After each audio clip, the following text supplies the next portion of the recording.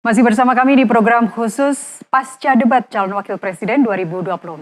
Iya, dan pemirsa dan juga Nastiti, terima kasih Anda masih bergabung bersama kami karena ternyata Nastiti ya, sesuai dengan prediksi dan tebak-tebakan kita tadi, ada kejutan.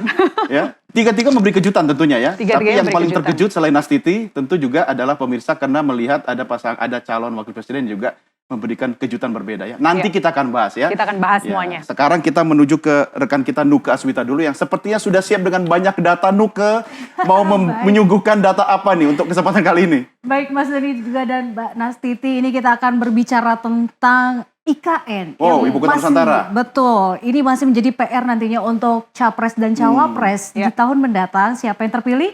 Ini pasti akan menjadi PR besar. Lanjut atau tidak? Lanjut atau tidak, karena ada calon yang memang tidak mau melanjut, ada juga yang mau melanjutkan ini. Silahkan Nuke. Baik, dan juga nanti kita akan berbicara tentang reformasi pajak dan juga korupsi pajak.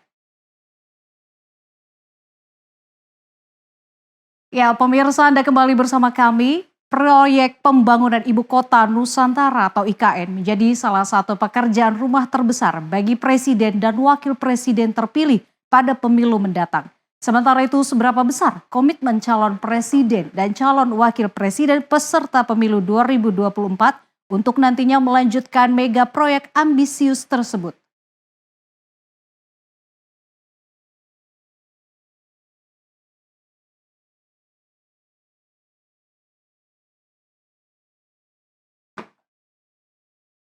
Pemilihan Presiden 2024 yakni Anies Baswedan Muhaimin Iskandar, Prabowo Subianto Gibran Raka Buming Raka, dan Ganjar Pranowo Mahfud MD. Di tangan salah satu ketiga capres-cawapres inilah nasib IKN akan ditentukan sejak 2024 mendatang. Pemindahan ibu kota negara sebenarnya sudah berulang kali diwacanakan. Tak kurang dari Presiden Soekarno, Soeharto, hingga Susilo Bambang Yudhoyono pernah berencana memindahkan ibu kota Indonesia dari Jakarta. Namun baru di era Presiden Joko Widodo wacana tersebut menjadi kenyataan.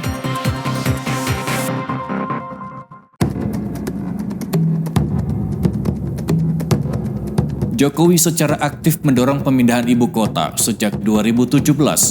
Pada sidang bersama Dewan Perwakilan Rakyat, Majelis Permusyawaratan Rakyat, Dewan Perwakilan Daerah 16 Agustus 2019, Jokowi akhirnya secara resmi meminta izin memindahkan ibu kota negara kita ke Pulau Kalimantan. Presiden pada 26 Agustus 2019 kemudian mengumumkan letak ibu kota baru Indonesia akan ada di Kabupaten Kutai Kartanegara dan Kabupaten Penajam Pasar Utara, Kalimantan Timur.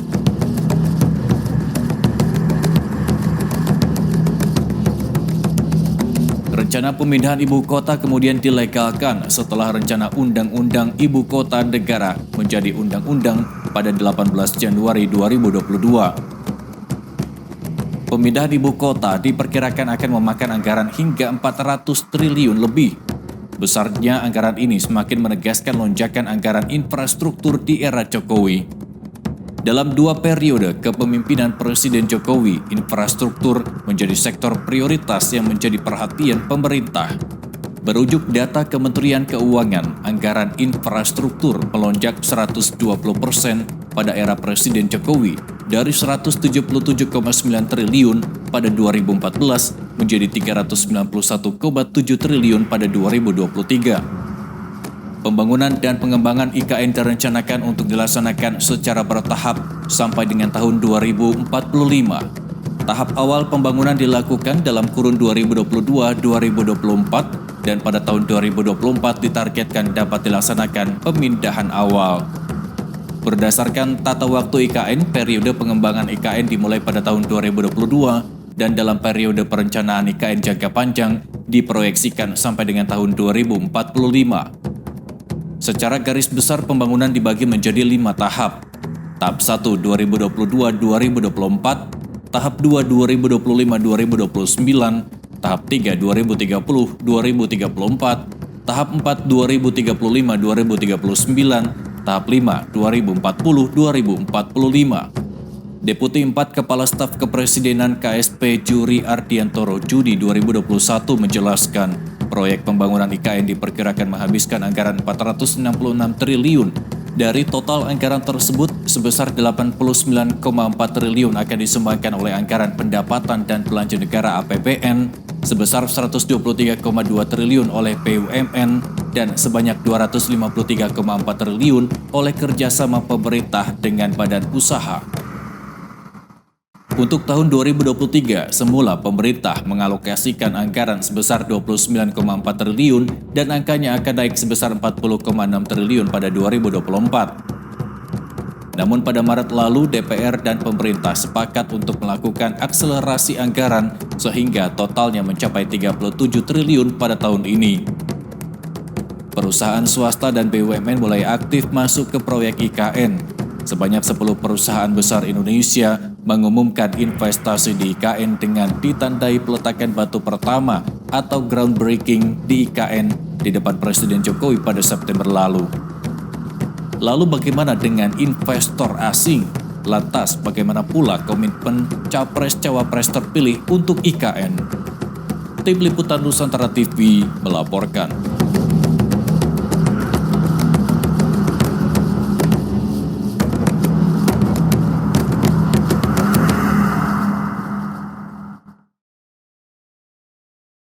Sementara itu pemirsa, belum selesai persoalan korupsi di masa lalu. Kasus-kasus baru terus bermunculan seiring berjalannya waktu. Bahkan banyak di antara para koruptor itu masih bebas berkeliaran. Dan tak tanggung-tanggung negara harus merugi triliunan rupiah akibat ulah para koruptor tersebut. Majelis Hakim Pengadilan Tipikor Jakarta menyatakan 6 terdakwa kasus korupsi proyek penyediaan menara Base Transceiver Station BTS 4G dan infrastruktur pendukung 1, 2, 3, 4, dan 5 di Kementerian Komunikasi dan Informatika Republik Indonesia Kemenkominfo RI karena terbukti merugikan keuangan negara 8,03 triliun. Dari 6 terdakwa, 3 diantaranya adalah mantan Menteri Komunikasi dan Informatika Johnny G. Plate, ex-direktur utama Badan Aksesibilitas Telekomunikasi dan Informasi Bakti Kominfo, Anang Ahmad Latif, dan tenaga ahli Human Development Universitas Indonesia, Yohan Suryanto. Dalam persidangan terungkap telah ada pengembalian uang senilai 1,7 triliun ke kas negara. Oleh sebab itu, kerugian negara dalam kasus korupsi BTS 4G harus dikurangi dari pengembalian tersebut. Dengan demikian, jika total kerugian negara dikurangi pengembalian uang ke negara, maka total kerugian yang didapat dihitung menjadi 6,2 triliun. Johnny G. Plate dijatuhi vonis 15 tahun penjara dan denda sebesar 1 miliar subsidiar 6 bulan kurungan oleh Majelis Hakim Pengadilan Tipikor Jakarta.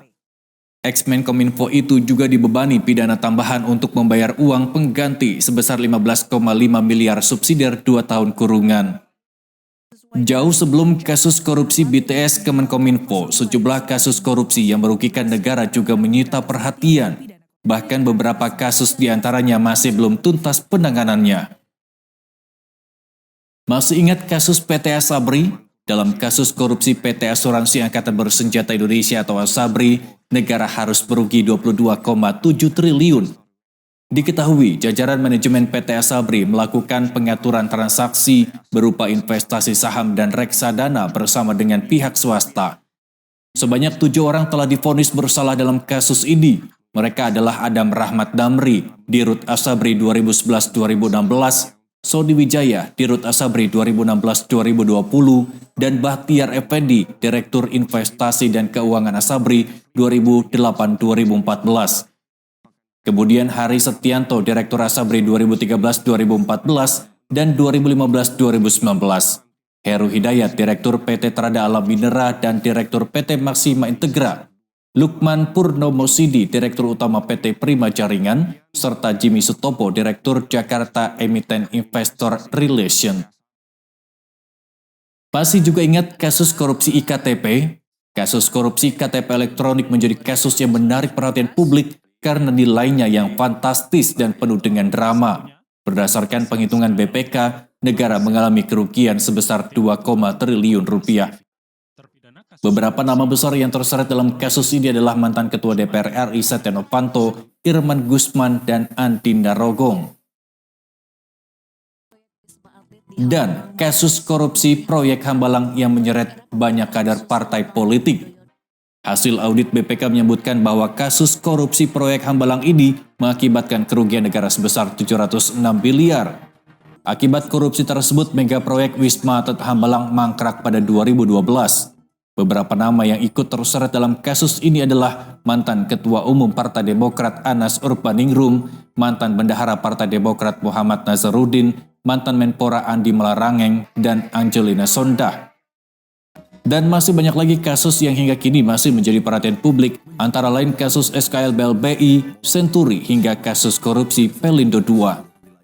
Bagaimana pemerintah baru ke depan menjaga integritas pejabat negara untuk menghindari korupsi yang jelas-jelas merugikan negara karena menyelewengkan dana APBN. Tim Liputan Nusantara TV melaporkan.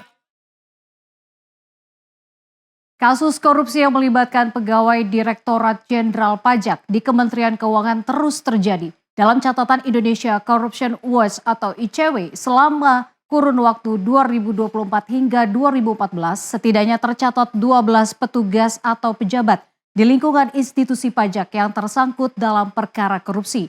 Di antaranya ada Gayus Tambunan, Mbah Hashim Ashifi, dan Dana Widiatmika. Terbaru 3 tersangka dugaan kasus korupsi pajak ditahan di Palembang. Kita lihat data berikut. Dan baru-baru ini Kejaksaan Tinggi Sumatera Selatan menahan 3 tersangka dugaan kasus korupsi pajak di Palembang.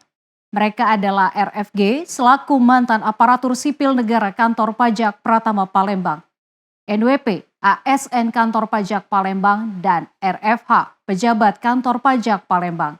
Mereka telah ditetapkan sebagai tersangka sejak 23 Oktober 2023. Kasus korupsi yang menjerat pegawai Ditjen Pajak seperti tak ada habisnya, dan dugaan kasus korupsi di Palembang terungkap saat kasus korupsi yang menjerat bekas pejabat Eselon 3 Ditjen Pajak Kemenku, Rafael Alun Trisambodo, masih berproses di Pengadilan Tingkat Pidana Korupsi Jakarta. Rafael Alun bersama istrinya Erni Mike menerima gratifikasi sebesar 16,6 miliar rupiah dalam kurun waktu 2002 hingga 2013.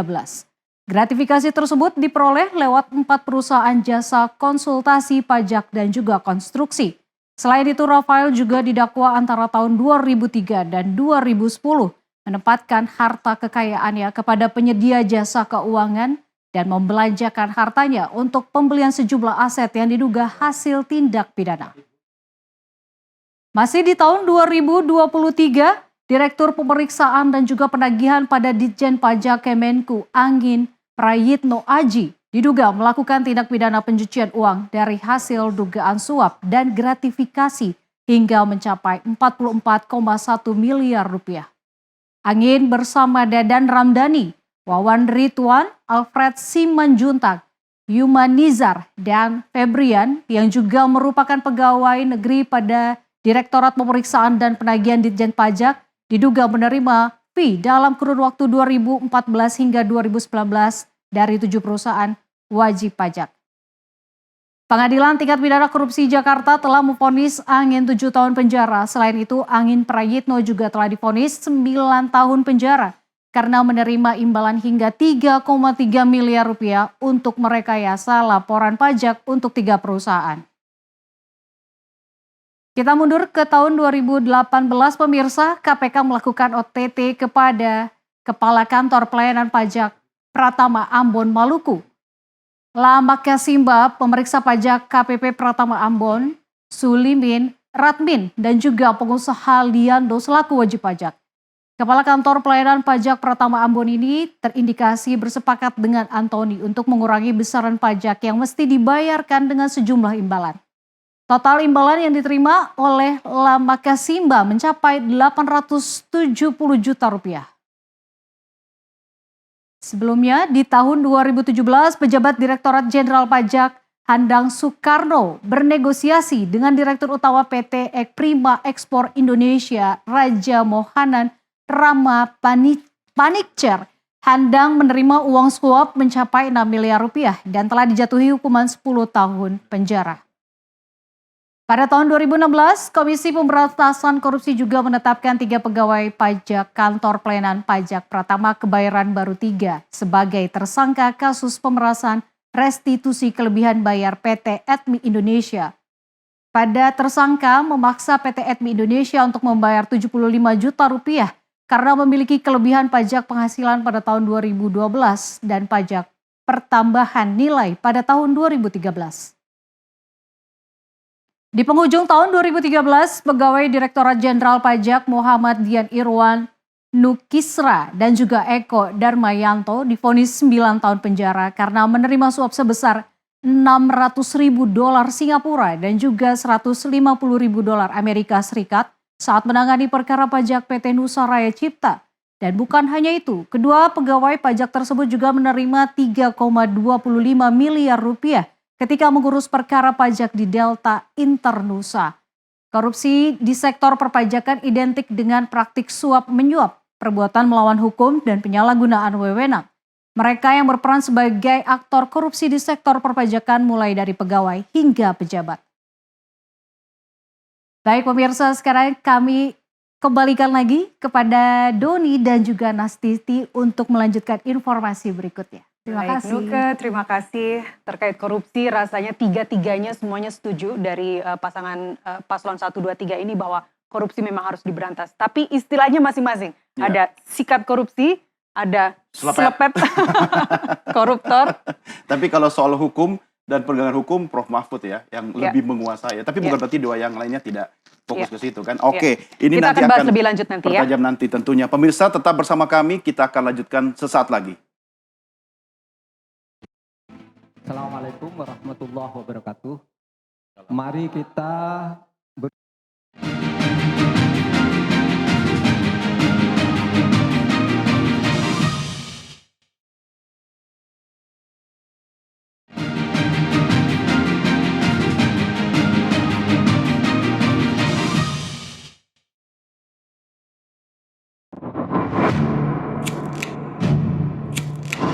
Wakil Presiden itu harus siap menerima masukan. tenang saja, Pak. Saya sudah ada di sini. Wah, 100% siap.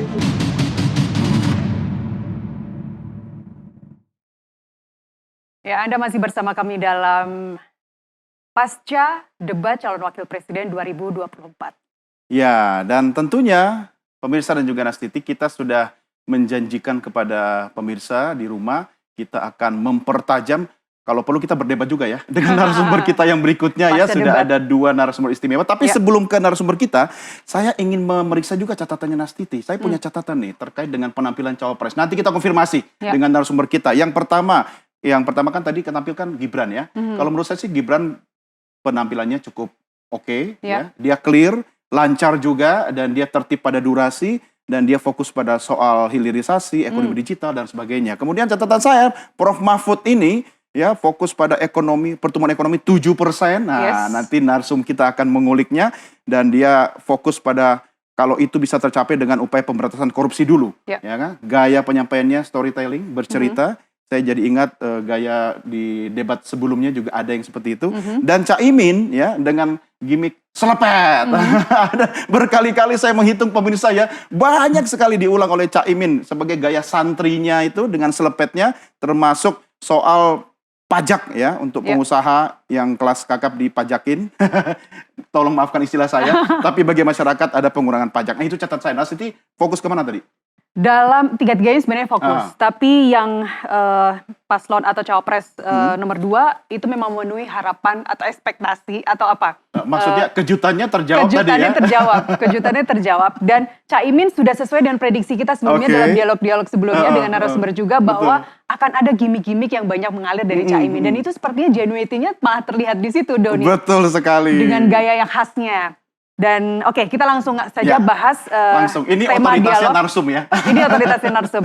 Tema kita dialog saat ini adalah membaca program ekonomi dari debat cawapres. Kita sudah bersama Ibu Afiliani, ekonom senior Indef, melalui sambungan Zoom. Hai Bu Afi. Hai, malam Mbak Nastiti, Mas Doni. Dan kemudian juga ada Mas Gun Gun Herianto, pakar komunikasi politik. Ketemu lagi Mas Gun Gun, terima kasih masih bersama kami malam ini.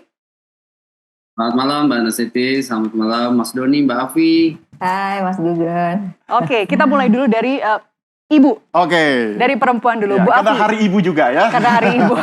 Bu Afi, apakah memang ekspektasi publik bahwa mereka ini tidak hanya beradu jargon, tidak hanya menyampaikan gimmick-gimmick itu tercapai? Jadi janji-janji manisnya itu tadi terlihat sudah konkret disampaikan. Gimana Anda melihatnya? Ya.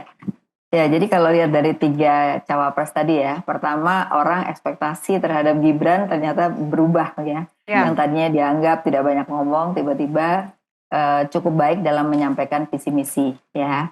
Terus kedua, kalau menurut saya Caimin ya paling tidak walaupun masih ada sedikit yang membuat orang deg-degan terkait dengan pajak yang mau diberikan kepada kelas kakap, itu rasanya sangat berbeda dengan visi misinya. Justru yang visi misinya akan memberdayakan perusahaan gitu ya, bahkan harus go global kan gitu ya.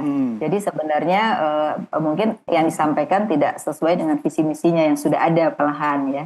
Nah yang parah sebenarnya yang ketiga nih, yang diharapkan Pak Mahfud kita mau dengerin kok ngomonginnya korupsi terus gitu. Padahal kita kan mau bicara tentang ekonomi ya. Korupsi itu menjadi salah satu gitu. Tapi sebenarnya yang ingin kita dengar dari cawapres khususnya adalah Pak Mahfud sebenarnya seperti apa gitu. Nah jadi kayaknya agak kurang yang Pak Mahfudnya agak banyak yang miss terhadap masalah ekonomi kalau saya lihat ya. Itu sih evaluasi secara keseluruhan dulu ya. Nah kalau melihat dari target-target memang tidak mudah. Semuanya mau bicara 7%. Itu nggak mudah gitu ya. Karena apa? Pak Jokowi aja yang sudah berusaha untuk infrastruktur gede-gedean itu masih 5% gitu. Jadi untuk mencapai 7% itu masih banyak prasyarat-prasyarat yang harus dilakukan. Nah, oleh karena itu memang harus menyampaikan yang realistis. Makanya bagus sekali tadi isu pertama yang disampaikan hampir semua adalah isu kemiskinan pengangguran. Karena itu menjadi isu utama di dalam survei-survei yang dilakukan oleh lembaga-lembaga think tank ya. Jadi baik Gen Z, kemudian milenial, kemudian juga baby boomers, itu ternyata isunya terkait dengan masalah kesempatan kerja. Nah tadi sempat disinggung oleh ketiganya tentang kesempatan kerja ya. Bahkan tadi ada yang 19 juta untuk kesempatan kerja gitu. Saya rasa itu menjadi isu yang menarik ya. Nah Artinya, yang kedua adalah sebelum kita ke nomor 3 Bu Afi, artinya Anda melihat bahwa strategi apa yang disampaikan oleh paslon 3 dan 2 ya yang menakar pertumbuhan ekonomi 6 hingga 7% itu adalah masih seperti strategi seperti business as usual. Anda belum melihat konkretnya di mana untuk mencapai 7% itu? Betul sekali. Karena kalau kita melihat tidak membicarakan tentang ekosistem yang untuk mencapai 7% itu. Karena ekosistemnya itu adalah terkait dengan bagaimana investasi. Kemudian yang kedua bagaimana sektor apa yang akan dikembangkan. Karena nggak mungkin semua sektor itu dikembangkan dalam waktu yang sama. Betul. Malah nggak jadi apa-apa gitu ya. Terus yang ketiga tidak membicarakan tentang APBN ini akan diapakan untuk mencapai 7% gitu. Jadi baru ingin mencapai 7%-nya, tapi tahapan mencapai 7%-nya itu belum kelihatan masih business as usual, belum out of the box untuk mencapai lompatan itu gitu. Jadi saya sih masih melihatnya kalau yang tadi dibicarakan masih 5% aja sih. Oke. Bu Afi, saya ingin mengulik lebih dalam terkait statement Anda tadi yang mungkin ekspektasinya tidak dijawab oleh Prof. Mahfud ya. Kalau bicara soal ekonomi, tapi Prof. Mahfud memang catatan saya juga Bu Afi, semua ditarik ke aspek hukum. Tapi yang menarik Bu Afi adalah ekonomi itu bisa mandek, ini kata Prof. Mahfud, karena hukumnya tidak beres gitu. Jadi semua berbalik lagi kepada soal penegakan hukum. Komentar Anda Bu Afi? Ya. Setuju, tetapi paling tidak kalau hanya bicara hukum saja tapi tidak ada aspek yang disebut dengan ekosistem di dalam kebijakan maupun pelakunya, itu ya nggak akan jalan juga gitu. Jadi ini betul menjadi salah satu faktor, tapi tidak menjadi satu-satunya. Karena kalau kita nunggu hukum dulu, yang lain nggak dikerjakan, ya ekonomi makin turun gitu. Nah ini kita buktikan aja, memang kasus hukumnya masih bermasalah cukup banyak. Tapi kita bisa tumbuh 5% kan, gitu loh. Tapi kalau kita nyelesain hukum dulu yang lain nggak dikerjain, ya kita mungkin tumbuhnya di bawah 5% gitu, atau bahkan di bawah 4% gitu. Jadi menurut saya ini harus seiring sejalan. Tidak bisa mana yang menjadi panglima dulu terkait antara hukum dengan kebijakan ekonominya. Gitu. Harus paralel ya. Ya, meskipun kita juga setuju ya bahwa kesejahteraan ekonomi tidak akan bertumbuh hingga sesuai apa yang dicita-citakan kalau korupsi masih ada di mana-mana. Petty cash, grand corruption. Menarik kata Bu Afi, memang ini harus paralel, seiring sejalan gitu kan. Sebagaimana capres dan cawapres harus seiring sejalan. Jangan capresnya ngomong A, cawapresnya ngomong B. Capresnya ngomong B. Ya kan? Itu yang mana?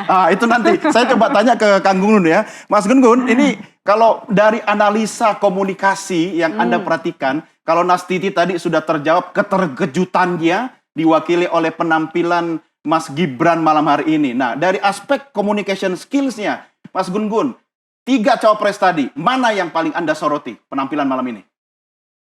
Ya, memang seperti prediksi kita di pradebat ya. Ya. Beberapa subtema malam ini itu memang menyumbang ya kekuatan pada Gibran gitu ya. Kan itu sudah kita bincang tadi di pradebat dan siapa yang akan banyak menggunakan gimmick tadi terbukti terkonfirmasi Caimin begitu ya kan. Oke, saya supaya kemudian lebih imbang, saya akan bicara soal kekuatan dan kelemahan ya. Beberapa kekuatan pertama misalnya Gibran, itu bicara banyak taktis ya, teknis dan perspektif yang dibangun itu lebih ke banyak di wilayah mikro dan perspektif keberlanjutan gitu ya. Contohnya misalnya kalau kita bicara 19 juta lapangan pekerjaan, inkubasi ya UMKM, kemudian hilirisasi yang itu sudah dimulai juga di Pak Jokowi, itu kan termasuk ya ketika bicara soal IKN, itu dia tegas menyatakan IKN bukan semata soal pembangunan fisik ya, tetapi juga pemerataan dan simbol transformasi pembangunan. Nah, ini kan sebenarnya meneguhkan ya, narasi yang meneguhkan periodenya Pak Jokowi, artinya dia memang ingin mempertegas narasi soal keberlanjutan. Ya memang ini kalau kita bicara aspek tadi ekonomi digital nampak menonjol di Gibran. Ya memang sedikit agak terganggu misalnya sebagai kelemahan dan catatan ini untuk ke depan. Sebaiknya memang debat yang sifatnya panggung besar seperti debat capres dan cawapres itu menghindari hal-hal yang teknis ya. Seperti akronim gitu ya, SGIE. Kemudian juga bicara misalnya soal apa namanya tadi carbon capture and storage ya. Carbon capture and storage, carbon capture ini kan lokus yang sangat spesifik. Jadi rekomendasi saya ke depan di debat ketiga, keempat, kelima itu hal-hal yang sifatnya akronim dan sifatnya kemudian lokus yang sangat spesifik itu membutuhkan sedikit elaborasi di pertanyaan supaya kemudian lebih adil untuk mereka yang. Tapi Mas Gun, boleh nggak dikatakan bahwa sebenarnya Gibran malam ini memanfaatkan dan mengoptimalkan panggung nasional yang dia dapat? Kenapa, Mas Doni? Apakah Mas Gun melihat Gibran memang betul-betul mengoptimalkan panggung nasional yang dia dapat malam hari ini? Ya, itu kan kalau misalnya melihat panggung, ini kan panggung yang harus bisa dipahami untuk semua, termasuk juga keadilan untuk semua. Yang ditanya maupun bertanya itu kan biasa. Kemudian dalam konteks yang sifatnya presidensial debate gitu, itu biasanya kemudian ada konteks yang diberikan supaya kemudian elaborasinya justru pada substansi yang ingin diperdalam dari pertanyaan tersebut, bukan kemudian sifatnya trap gitu ya. Itu yang pertama. Kemudian yang kedua, Pak Mahfud, kekuatannya itu saya lihat penekanan pada aspek etos ya, kredibilitas komunikator. Dia kan memang seperti Mbak Afi tadi bilang, beberapa isu kedodoran, terutama di wilayah teknis, misalnya seperti tadi tax ratio gitu ya. Kemudian juga kalau kita bicara beberapa hal lain, nampak Pak Mahfud ya malam ini, ya seperti juga tadi di pradebat kita sampaikan, ya dia banyak membidangi isu politik, hukum, keamanan. Sementara malam ini kan banyak membutuhkan evidence base di wilayah-wilayah yang sangat teknikal gitu ya. Seperti misalnya isu soal APBN, APBD gitu ya. Kemudian juga kita bicara struktur. Nah, tetapi kelebihannya dia banyak meneguhkan yang disebut dengan koherensi karakterologis dia sebagai pejabat publik yang tentu punya track record bersih begitu ya, itu kelebihannya. Memang di beberapa subtema kita belum puas ya mendengarkan apa yang kemudian menjadi prioritas, gagasan, inovasi dari sub-subtema yang kemudian diperdebatkan malam ini dari Pak Mahfud. Kemudian Caimin. Mas Gun, untuk Caimin kita tahan setelah break ya, baru Anda jawab ya. Baik, Mas Gun dan juga Bu Afi, kita rehat sejenak pemirsa. Jangan beranjak dulu, kami segera kembali sesaat lagi.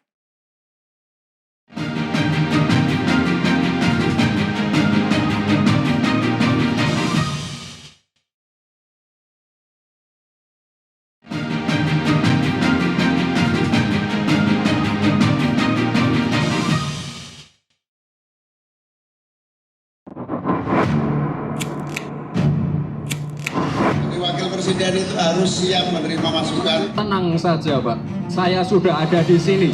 Wah, 100% siap.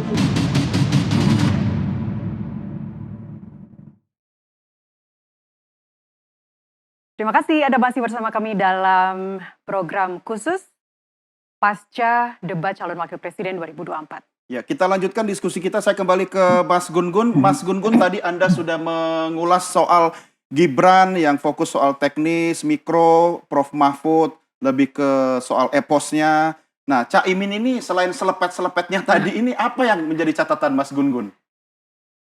Yang menjadi menarik bagi saya ya dari Caimin kekuatannya itu dia meneguhkan yang disebut dan populisme kesejahteraan ya, narasi soal mempertegas narasi soal perubahan.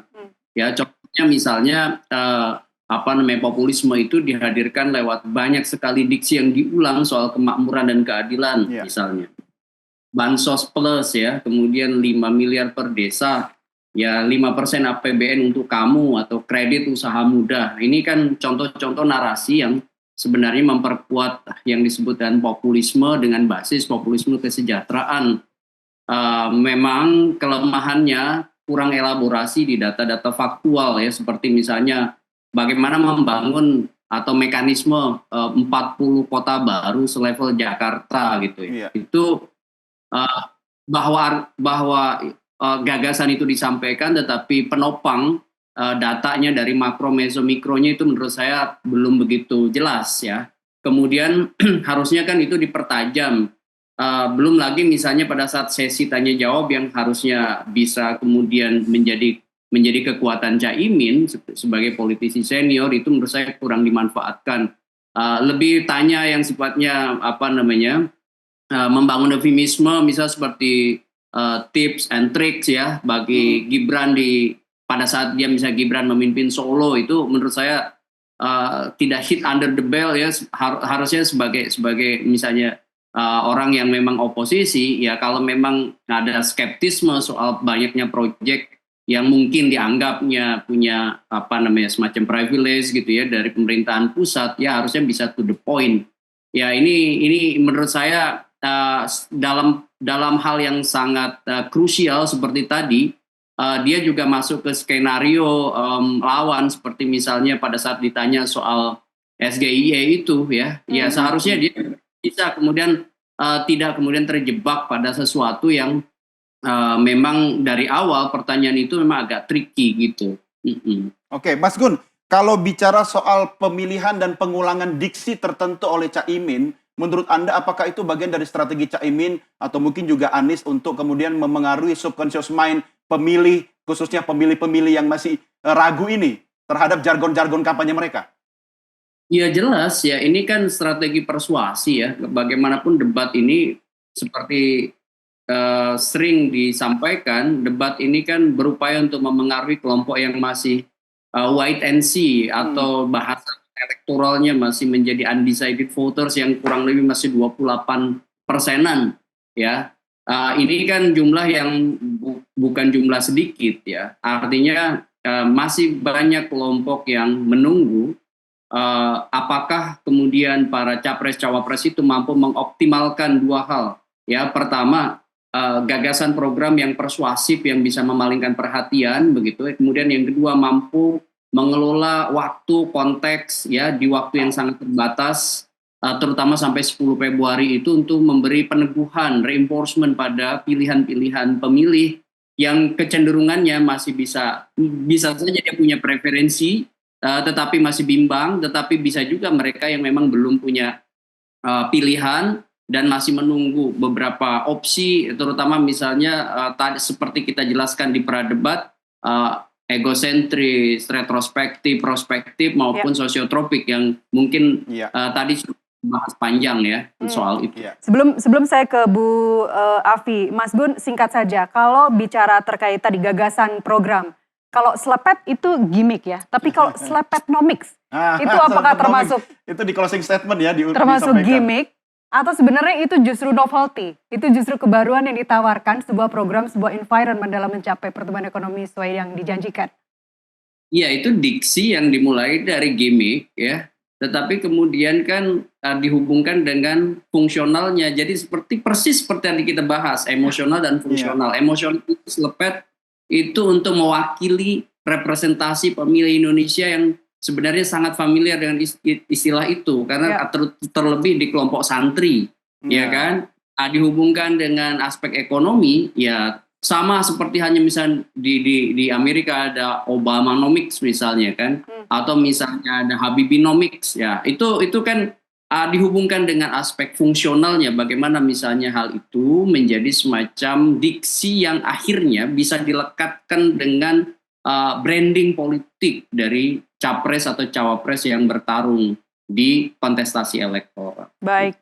Artinya itu termasuk strategi ya, untuk menaikkan strategi. Dan rating. Itu pasti by design disiapkan karena selepet termasuk yang satu diksi yang cukup menonjol dari Amin, ya, dari pasangan Amin. Kemudian itu ya tentu dihubungkan lah supaya kemudian memori kolektif ya dari pemilih dan calon pemilih itu bisa kemudian dilekatkan dengan diksi yang mudah diingat sekaligus punya dimensi emosional dan fungsional. Ya. Bu Afi, saya ingin kembali tadi waktu debat masing-masing cawapres kan menyampaikan ya janji masing-masing gitu. Salah satunya adalah akses modal 10 juta bagi usahawan muda. Di paslon nomor 1 bahkan tegas mengatakan tanpa agunan 10 juta untuk pengusaha muda. Kemudian memberikan kredit usaha bagi anak muda yang ingin berwirausaha, alokasi 40% tempat usaha publik untuk UMKM. Mana sebenarnya yang paling realistis? Sebentar, Bu Afi. Sekarang ada KTA juga kan, KTA itu kan tanpa agunan dan bisa sampai 300 juta loh, bukan cuma 10 juta. Silakan Bu Afi.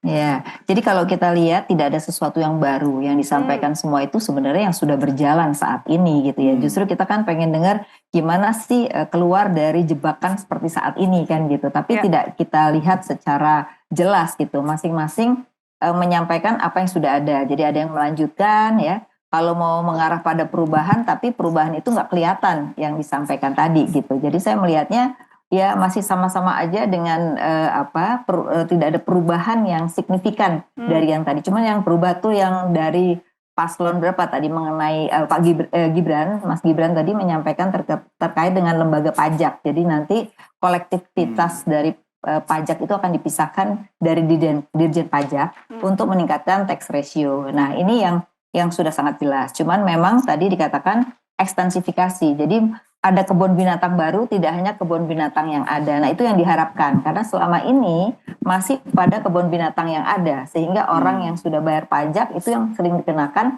dibandingkan orang yang belum pernah bayar pajak gitu. Nah ini yang sebenarnya perlu diangkat. Karena orang itu ada ketakutan bahwa makin mau bangun IKN, mau bangun ini, lalu uangnya kan dari pajak. Berarti saya akan kena dong terkait dengan pajak. Nah itu kekhawatiran masyarakat kita sebenarnya. Nah itu yang tadi baru disampaikan ya. Nah yang kedua kan tadi bicara investor, hampir semua bicara investor nih ketiga cawapres tadi gitu ya. Cuman memang kalau kita lihat caranya masih belum kelihatan karena kalau investor itu kan bicara satu benar kepastian hukum, yang kedua adalah gimana uang mereka itu bisa bermultiplier efek dan kembali sesuai dengan return yang diharapkan kan gitu ya. Nah ini yang belum jelas tadi gitu, sehingga kalau saya jadi investor, saya masih belum yakin dengan apa yang disampaikan tadi, terutama dengan IKN ya yang pertama, yang kedua dengan sektor-sektor karena tidak disampaikan sektor apa yang akan menjadi fokus dalam peningkatan pertumbuhan ekonomi gitu. Jadi masih general kalau kita lihat tadi itu sih. Jadi apa yang mesti di-highlight Bu? Apa mesti kalau ini nanti keluar di pertanyaan wartawan berikutnya, apa strategi yang harus disampaikan oleh 3 paslon itu? Menurut Bu Afi, strategi apa yang tepat untuk menjawab bahwa investor itu tetap akan tertarik untuk investasi di IKN? Ya, yang kelihatannya tidak dibangun tadi adalah bicara tentang ekosistem. Jadi ekosistem itu bicara dari mulai izin, ya, kemudian bicara tentang sektornya apa, kemudian bagaimana menjamin kepastian hukum. Lalu mereka mendapatkan keuntungan sesuai dengan investasi yang disampaikan. Jadi banyak yang tidak bicara tentang ekosistem, bicaranya itu masing-masing gitu. Masing-masing itu artinya pengusaha sendiri, regulasi sendiri gitu. Padahal regulasi dengan pengusaha, dengan investor itu menjadi satu kesatuan. Nah ini mungkin buat masukan nanti kan ada debat ketiga keempat ya. Jadi mungkin harus bicara strategik, nggak bicara tentang sub-sub yang akhirnya orang berpikirnya setengah-setengah, sehingga kalau saya sebagai investor atau sebagai pengusaha, saya belum yakin nih apa yang disampaikan supaya saya berinvestasi, atau sebagai pengusaha saya akan terus berinvestasi lagi gitu. Ini yang kelihatannya nanti perlu dipertajam untuk debat berikutnya. Ya. Nah, menjawab tadi mengenai wirausaha dapat 10 juta, itu benar sekali. Sekarang itu kredit usaha rakyat itu sudah memberikan cukup besar ya, tanpa jaminan. Kemudian kalau kita lihat juga sekarang ada lembaga pembiayaan namanya P2P lending ya. Kemudian sebagian dari bank digital itu juga semuanya tidak pakai jaminan gitu. Jadi itu sebenarnya sudah, masalahnya bukan itu sebenarnya. Masalahnya itu yang minta itu lebih terbatas. Sedangkan bank disuruh kasih kredit terus gitu. Nah, oleh karena itu yang harus diciptakan oleh pemerintah bagaimana demand side, jangan supply side. Nah, kebanyakan kalau tadi kita baca dari yang disampaikan itu bicara supply side. Jadi menyiapkan yang beli siapa gitu kan. Nah, jadi harus juga bagaimana pemerintah ini membuat regulasi menciptakan satu adalah demand. Nah, menciptakan demand itu harus bicara tentang daya beli ya, sehingga kalau tadi menjanjikan 17 juta itu harus tercermin. 17 juta itu nanti mungkin bisa bicara sektornya, mungkin bicara tentang pengangguran mau diapain ya. Orang miskin diberdayakan supaya naik kelas gimana caranya gitu. Jadi lebih strategi caranya. Jadi bukan hanya cuma ngomong terkait dengan akan gitu. Tapi bagaimana mencahonya itu yang nggak dijawab gitu. Termasuk juga ini Bu Afi, janji paslon nomor 3 tadi bahwa untuk milenial beli rumah akan semudah beli motor. Tapi nanti saya ingin dijelaskan lebih lanjut apakah itu, padahal yang bagus itu menghindari hutang-hutang. Iya, yang penting kan katanya ngurangi ngopi-ngopi, kurangi merokok, nongkrong, biar bisa nabung begitu kan katanya. Oke, Bu Afi dan Mas Gun-Gun, kita rehat sejenak, kita lanjutkan di segmen berikutnya. Pemirsa, jangan kemana-mana, kami segera kembali sesaat lagi.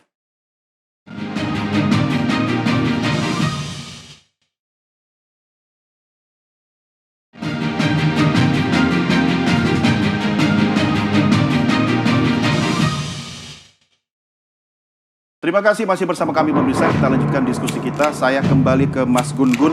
Mas Gun-Gun, kalau kita lihat 3 calon wakil presiden yang tadi tampil dalam panggung debat nasional, kalau di rating, kemudian di ranking, siapa menurut Mas Gun-Gun nih yang paling genuine penampilan presentasi debatnya malam hari ini? 1, 2, 3, siapa Mas Gun? Ini pertanyaan yang sulit dijawab Mas ya, karena belum selesai. Iya, karena posisi saya adalah mendeskripsikan kekuatan dan kelemahan, ya kan, bukan per rating, ya. Ya, kita fokus pada aspek komunikasinya aja. Kan Mas Gun-Gun pakarnya di sini. Mas Doni begini, Mas Doni. Ya, kalau genuine semua tadi gaya masing-masing itu genuine sebenarnya ya. Oke. Aku persis seperti prediksi kita, dia kecenderungannya tidak akan bisa keluar dari zona nyamannya. Zona nyaman di wilayah tadi, isu politik, hukum, keamanan. Jadi ketika masuk ke wilayah baru, seperti isu ekonomi, ya gaya dia yang the structuring style ya, itu tetap terasa gitu ya. Kemudian misalnya Gibran orang equalitarian style gitu ya. Ya dia nampak kan dalam beberapa hal ketika misalnya masuk ke wilayah isu yang kecenderungannya memang dia jalanin kayak ketika di Solo, ya maka kemudian itu menyumbang ya penampilan yang cukup baik. Saya belum mengatakan baik ya, kenapa? Karena kita butuh skeptisme selalu sebagai peneliti, sebagai akademisi harus menyediakan ruang untuk skeptis. Tadi persis seperti juga Mbak Afi sampaikan ya, beberapa hal perlu konfirmasi, perlu elaborasi lebih begitu ya. Kemudian Caimin ya bagaimanapun kemampuan dia untuk kemudian menyambungkan apa yang menjadi bahasa dan pemahaman orang awam itu nampak dia gunakan, meskipun secara substansi banyak ya gagasan, konsep, program yang butuh ditopang dengan data-data faktual. Itu yang kemudian kita bisa rasakan juga. Artinya ya akan ini menyumbang yang disebut dengan tahap kedua dalam konteks opini publik ya. Karena kalau kita bicara opini publik, kemarin mungkin debat pertama sampai debat pertama itu namanya stage of brainstorming, orang mulai memperbincangkan dan kemudian muncul semacam keingintahuan juga bagaimana posisi cawapres, termasuk salah satu yang ekspektasi tinggi ya di ragam komunitas yang saya ikutin adalah bagaimana ya kira-kira Gibran mengartikulasikan pikirannya. Malam ini sudah kemudian dihidangkan dan itu kemudian akan membentuk yang disebut dengan pro kontra yang mulai bisa diukur nanti. Dan ukurannya menurut saya biasanya pasca debat ya. Nanti akan ada hitungan kuantitatif maupun kualitatif untuk mengukur seberapa bernas dan seberapa berpengaruh ya apa yang mereka sampaikan itu ke persepsi halayak sekaligus pada perubahan perilaku memilih nanti. Dan tidak ingin jumping conclusion, makanya kemudian harus ditunggu dulu data bicara pasca debatnya, kemudian yang ketiga namanya solid stage, ketika opini itu memang tidak mungkin lagi atau berpotensi stabil di satu gerakan tertentu dan itu biasanya udah menjelang hari pencoblosan. Ya, Mas Gun, saya balik lagi ke soal selepet-selepet tadi ini ya. Ini menarik buat saya. Kenapa? Apakah menurut Anda, Mas Gun, bahwa Caimin menggunakan istilah selepet ya? Selepet ini tadi sebenarnya ini kan sebuah diksi yang sangat jamak dikenal kalangan santri. Nah, apakah ini dengan tidak bermaksud Caimin itu malu-malu kucing, ingin meraih secara kultural kan budaya santri sangat lekat dengan kaum Nahdliyin gitu kan? Yang secara malu-malu juga ingin mengatakan ingin merangkul Gus Durian begitu, Mas Gun? Ya jelas salah satu kelompok tebal di pemilih Indonesia secara sosiokultural itu adalah pemilih santri. Gus Durian itu bagian diantaranya ya. Sekalipun historis dari tubuh PKB dan perjalanan relasi Gus Dur dan Muhaimin itu ada persoalan gitu ya. Terutama Gus Durian sampai sekarang masih skeptis dengan Caimin begitu ya. Nah ini mungkin bukan hanya semata-mata memersuasi Gus Durian, tapi memersuasi basis pemilih santri di Indonesia yang jumlahnya tuh tebal. Karena Mas Doni, kalau kita misalnya setuju dengan tesisnya Clifford Geertz misalnya, salah satu yang kemudian menjadi tipologi masyarakat yang dominan ya di masyarakat Indonesia itu adalah tipikal santri. Ya kan ada priai juga gitu ya, tetapi kemudian santri itu kalau kita hitung misalnya sebut aja Nahdlatul Ulama aja ya kan atau NU begitu ya, belum lagi memasukkan santri modernis ya masyarakat perkotaan seperti diwakili oleh Muhammadiyah. Itu kan jumlahnya tebal ya, seperti misalnya NU seingat saya data itu hampir kurang lebih 66 juta. Ya kan ya. Dan itu kan belum lagi misalnya kalau ditambah Muhammadiyah ya, belum lagi misalnya organisasi-organisasi keagamaan lainnya. Dan ingat salah satu piramida pemilih, salah satu pengisi piramida pemilih di Indonesia yang disebut dengan masyarakat awam itu adalah lapis pemilih yang perilaku memilihnya pertimbangannya itu dua hal. Pertama adalah CPM atau Civic Voluntary Model yang biasanya ada kedekatan, misalnya salah satunya adalah suku, agama, ras, antar golongan begitu ya, kelompok hobi. Ya itu yang disebut dengan CPM. Kemudian yang kedua itu yang disebut dengan SES atau Socio-Economic Status seperti tingkat pendidikan, pendapatan. Dan itu biasanya dalam konteks menjaga teritorial untuk menjadi insentif elektoral ya. Itu biasa dihitung tuh ya segmen-segmen ya dan zonasinya. Misalnya di zona primernya mereka atau zona sekundernya mereka itu proses mengkuantifikasi untuk sampai pada win number misalnya di masing-masing area itu biasanya sangat kemudian rigid dan pasti basisnya adalah by name by address. Dan kelompok santri adalah salah satu kelompok tebal penyumbang suara dalam setiap pemilu di Indonesia begitu Mas. Artinya kalau kita bicara konteks GERD tadi Mas Gun-Gun, itu kan tulisannya tahun berapa? 50, 60-an, apakah masih relevan dalam budaya kita yang masyarakatnya juga sudah terakulturasi dengan sangat meriah bisa dibilang begitu? Ya memang begini, Indonesia ini kan masyarakat multikultural ya, tetapi kemudian segmen-segmen itu kan juga data faktual, sehingga kemudian pasti akan jadi bahan pertimbangan terutama dalam konteks segmenting di political marketing atau di pemasaran politik. Ya, karena pasti brand itu kompetitif di antara 3 brand yang bertarung, maka secara komunikasi politik akan ada persuasi untuk memalingkan perhatian mereka dari misalnya hanya semata-mata punya atensi ke interest. Dari interest kemudian ke nanti tentu diharapkan ada conviction, ada proses menimbang-nimbang dari 3 pasangan itu untuk kemudian akhirnya datang ke TPS dan mencoblos di hari H. Dan proses itu tentu tidak cukup hanya menekankan pada political brandingnya. Ya seperti misalnya narasi, diksi, kemudian icon, ataupun misalnya simbolik convergence ya atau semacam berbagi kesadaran bersama lewat hal-hal yang bisa mengikat kesadaran kolektif pemilih. Itu tidak cukup di situ, melainkan harus ada yang disebut dengan tadi kedekatan-kedekatan yang betul-betul bisa menyentuh ya lapis pemilih-pemilih yang khas. Baik itu dari sisi geografi, demografi, psikografi, behavioral. Dan contoh misalnya pendekatan untuk anak muda, anak gen milenial, Gen Z, kemudian termasuk juga baby boomer. Nah, salah satu kultur yang tentu basis yang bisa menjadi basis segmenting itu adalah santri, ya yang berada di wilayah pedesa. Baik, Ya. Bu Afi, apakah kalau tadi Mas Gun-Gun belum ada bukan ranking gitu ya, nggak bisa bikin ranking 1, 2, 3 siapa, apakah Ibu Afi ada penilaian tertentu siapa nomor 1, 2, dan 3 secara rankingnya? Ya sebelum ranking memang kebanyakan masih melihat fungsi dirinya masing-masing gitu. Harusnya lebih banyak bahwa visi misi dan jawaban dari paslonnya gitu. Nah ini agak kurang.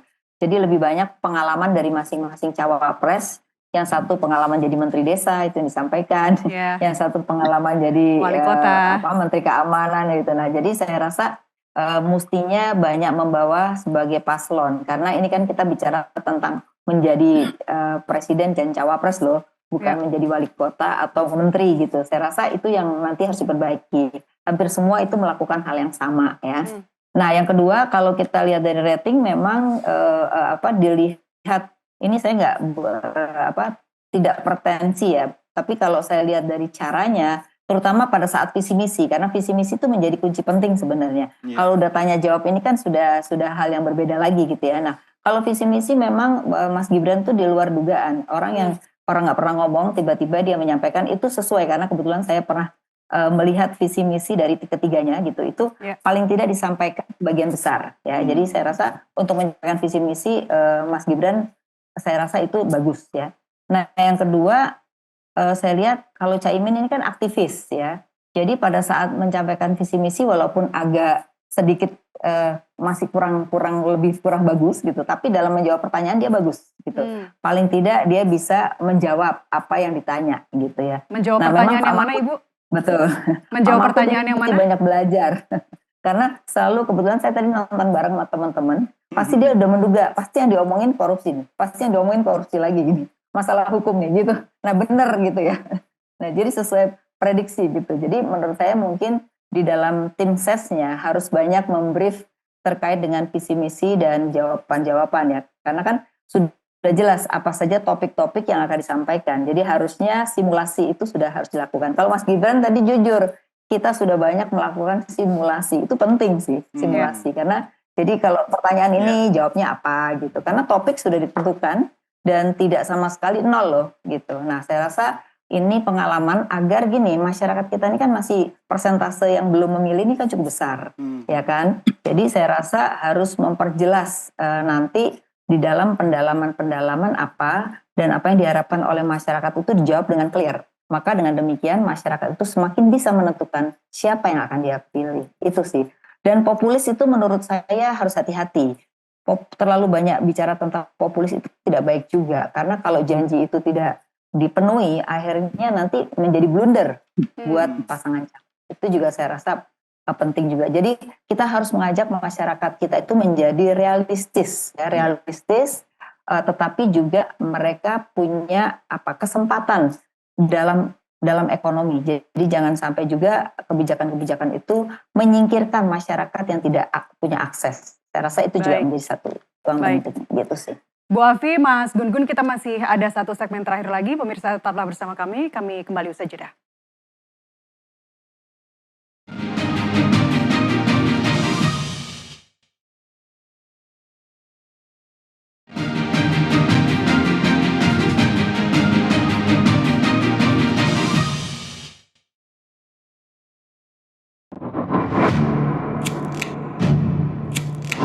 Wakil Presiden itu harus siap menerima masukan. Tenang saja Pak, saya sudah ada di sini.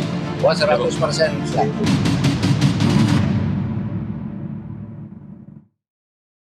Terima kasih pemirsa masih tetap setia bersama kami di Nusantara TV. Saya kembali ke Mas Gun-Gun. Mas Gun-Gun, pertanyaan saya sekaligus mungkin juga bisa menjadi catatan atau pernyataan akhir dari Mas Gun-Gun.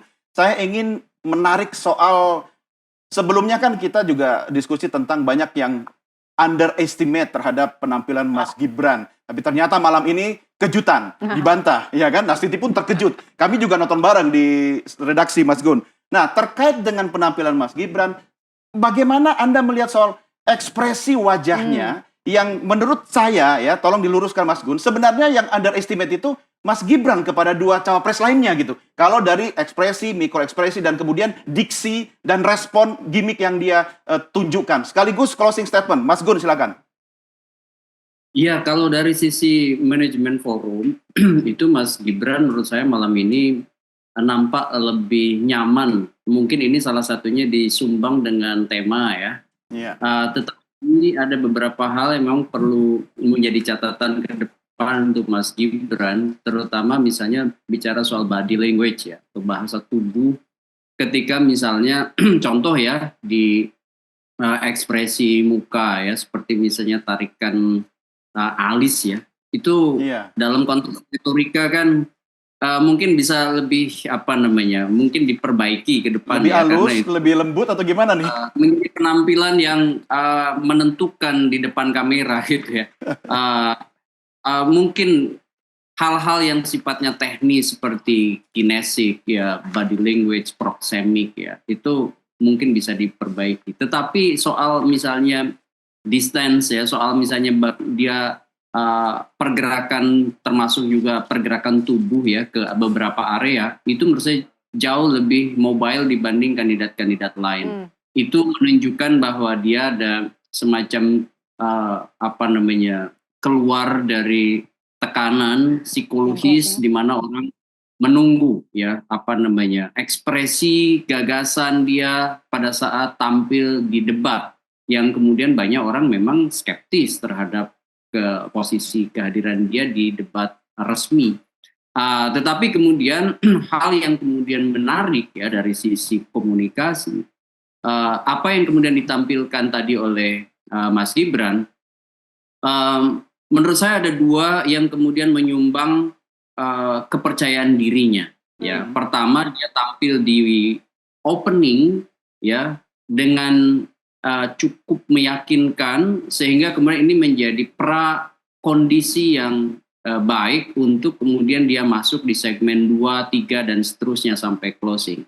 Anggap saja misalnya di opening dia punya masalah, ya tentu akan berdampak pada penampilan dia di segmen berikutnya. Yang kemudian menjadi catatan kedua ya, yang membuat dia kemudian percaya diri menurut saya tadi ya, seperti Mbak Afi sampaikan, simulasi-simulasi menyangkut apa yang menjadi bagian teknis dari subtema yang kemudian memang butuh, seperti kita bahas di pradebat tadi evidence base, itu dia cukup kemudian menguasai ya, sehingga kemudian menyumbang kepercayaan dirinya, yang kemudian justru menjadi catatan sekaligus ini mungkin recap ya dari analisis komunikasi politik. Hal yang patut diperbaiki adalah jangan sampai kemudian masuk ke wilayah-wilayah yang sebenarnya patut dihindari dalam debat yang sifatnya itu presidensial debate gitu ya, termasuk ini yang seperti saya sampaikan.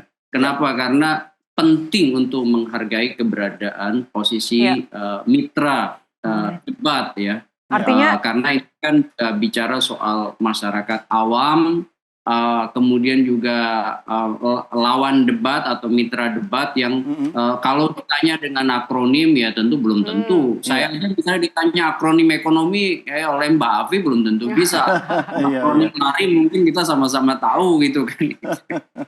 Jadi artinya kepercayaan diri tadi ada bagus, tapi sebenarnya over kepercayaan diri itu. Anda melihatnya seperti itu? Ya, dalam beberapa segmen, terutama segmen 3, 4, ya, 5, ya, itu ada beberapa hal yang nampak micro expression yang sepertinya harusnya dijaga. Namanya itu CPM tuh, Communication of Privacy Management. Ketika dia pegang mic, padahal Prof. Mahfud belum selesai bicara, waktunya masih panjang, tapi seperti udah ancang-ancang. Kemudian overconfident, kata overconfident. Kemudian ketika Mas Gibran juga tadi ketika menjelaskan readiness kriteria kepada Caimin, itu justru percaya dirinya bagus, tapi ternyata itu over. Soal teknis kan, dia wali kota kan, di situ pengalamannya. Oke, silakan lanjut ke Bu Afi. Saya ke Bu Afi, sayang sekali ini yang terakhir, Bu Afi, padahal kita masih pengen berlama-lama di sini. Kita sampai jam 1 nanti. Bu Afi, sekaligus closing statement dan juga mungkin ini PR ya kepada para cawapres kita dalam meningkatkan UMKM. Apa sebenarnya yang harus disasar atau strategi teknis apa yang harus disampaikan? Oke, yang harus disampaikan gini, UKM itu kan terbagi-bagi, ada mikro, kecil, menengah ya. Jadi tidak bisa bicaranya cuma UKM aja, tapi bagaimana mikro ini polisinya seperti apa harus jelas. Karena mikro ini terbagi dua, mikro yang memang hanya untuk sekedar makan, ada mikro yang bisa dinaikkan kelas. Ya.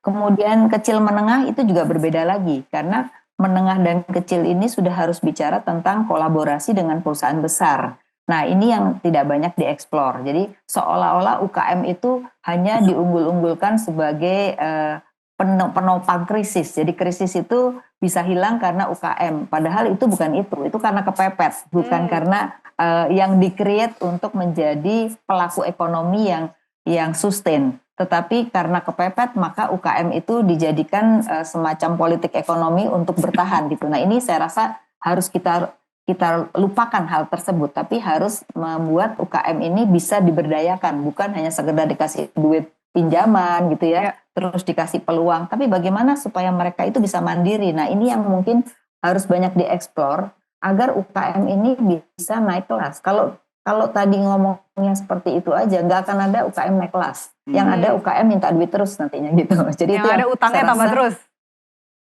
Betul sekali, itu yang UKM ya. Lalu yang kedua yang harus diciptakan juga adalah bagaimana perusahaan besar ini yang sebenarnya bisa diberdayakan untuk menjadi partner daripada UKM. Nah, jadi ini tadi tidak dieksplor ya. Misalnya yang dibicarakan di Kadin atau Apindo itu adalah closed loop. Jadi closed loop itu bicara mengenai bagaimana membangun value chain atau global value chain dengan memberdayakan UKM bekerja sama dengan perusahaan besar. Dan itu sangat common di perusahaan di negara-negara seperti Thailand, Korea gitu ya. Sehingga mereka itu posisi UKM-nya itu justru sangat besar, lebih dari 30%. Nah, Indonesia itu masih rendah sekali. Nah, itu saya rasa yang perlu ya, karena itu akan menciptakan lapangan kerja, akan meningkatkan daya beli masyarakat. Otomatis pertumbuhan ekonomi bisa 7%. Jadi kita jangan bicara 7%-nya dulu, tapi bagaimana untuk mencapai 7% itu, maka UKM itu menjadi porsi yang paling bisa digunakan untuk mencapai 7% itu. Gitu. Baik. Karena visi misi atau target pertumbuhan yang 7% atau 6-7% sudah tidak bisa didirit lagi, sudah tidak bisa ditarik lagi, maka harus strategi yang lebih teknis lagi, yang lebih menyasar kepada. Kita tunggu nanti di debat berikutnya ya. Kita masih ada debat capres dan cawapres berikutnya lagi, dan kita pasti akan mengundang Ibu Afi dan Mas Gun-Gun untuk diskusi lebih lanjut lagi. Terima kasih Bu Afi dan Mas Gun-Gun, selamat malam. Malam, Mbak Nastiti, Mas Doni, dan Mas Gun-Gun. Iya, baik, terima kasih. Ya, Nastiti, tidak terasa kita sudah tiba di penghujung kebersamaan kita ya.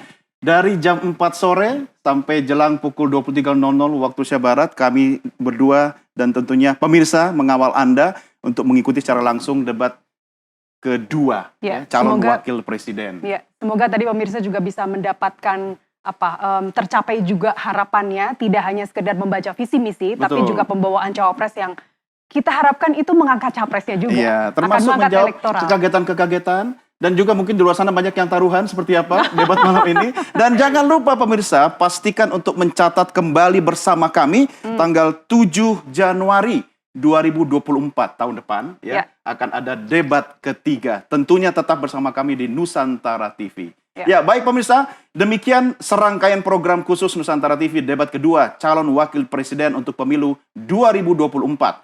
Program khusus Nusantara TV debat ketiga Capres untuk pemilu 2024 akan kami hadirkan kembali untuk Anda. Nusantara TV sebagai penyelenggara multiplexing di wilayah Lampung dan juga Bali sudah dapat Anda saksikan di seluruh Indonesia. Perbarui informasi Anda di nusantaratv.com yang bisa Anda unduh di Play Store dan juga App Store. Saya Nastiti Lestari. Saya Doni, terima kasih, selamat malam dan sampai jumpa.